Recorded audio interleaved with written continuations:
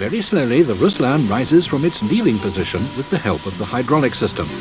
Although the plane has not yet been fueled, more than 320 tons now have to be raised, adding together dry operating weight, cargo and the fuel still in the tanks.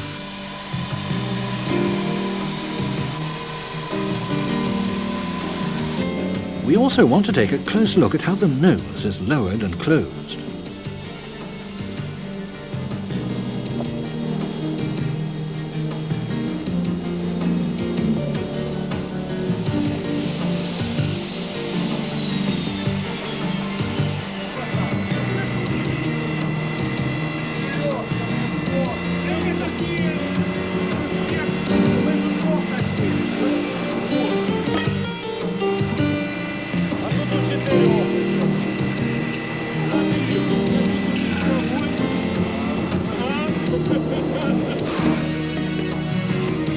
It's not always easy to release the brake chocks.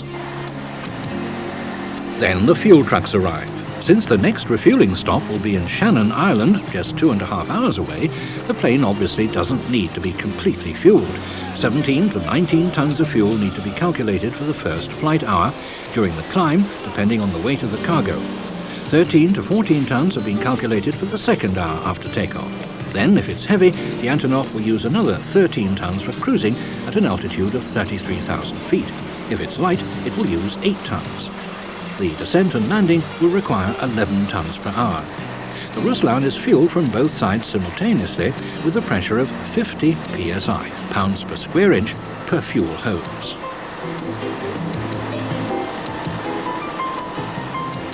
The technician can steer the kerosene into the individual tanks with the aid of the fuel distribution valves. The aeroplane has 14 tanks in all.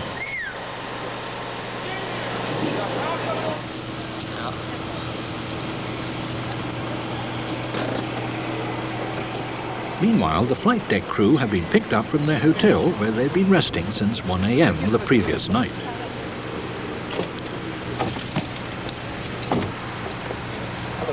Hello.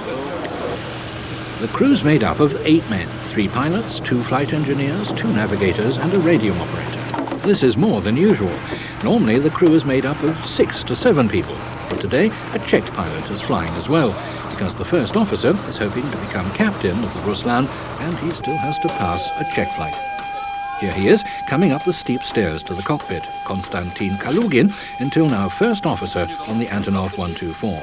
He goes straight through to the front to the pilot flying seat.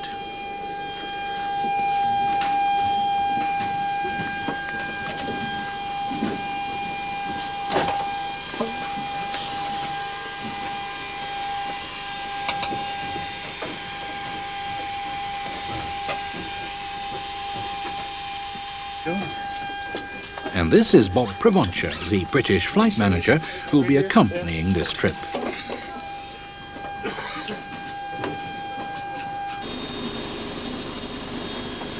Meanwhile, First Officer Konstantin has changed and is beginning his check of the giant aircraft.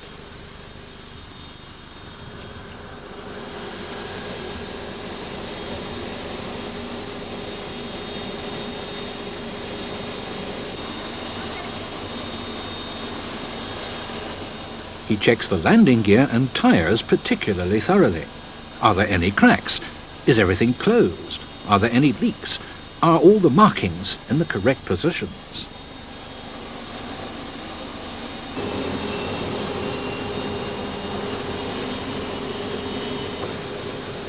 But he also takes a look at the engines and the pitot tube.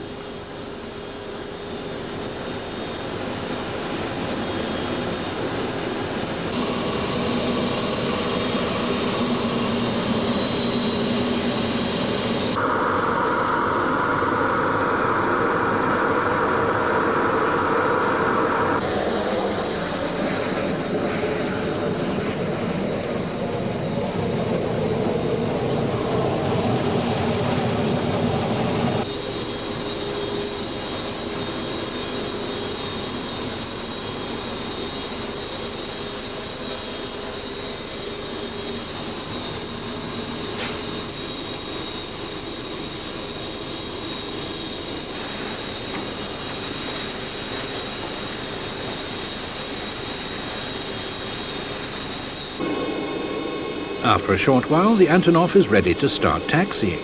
Takeoff is planned for 2000 hours local time. All the crew members are very busy with flight preparations.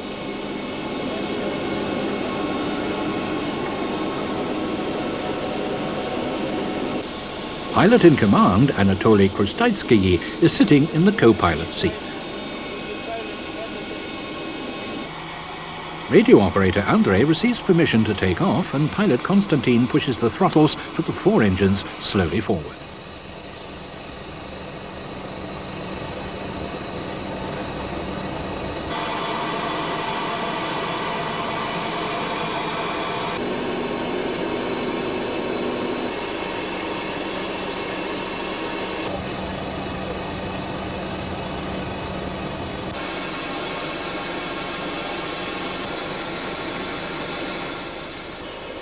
But then the takeoff is aborted. The pilots have spotted an error on the display for the airspeed indicator. As later becomes clear, the problem lies with the electronic transfer of data from the pitot static system. The Ruslan taxis back again. The Antonov technicians can check many of the plane's systems themselves and install spare parts where necessary. Wherever the Antonov 124 lands, the crew is able to carry out the inspection work and repairs, which is why it carries an extensive supply of spare parts.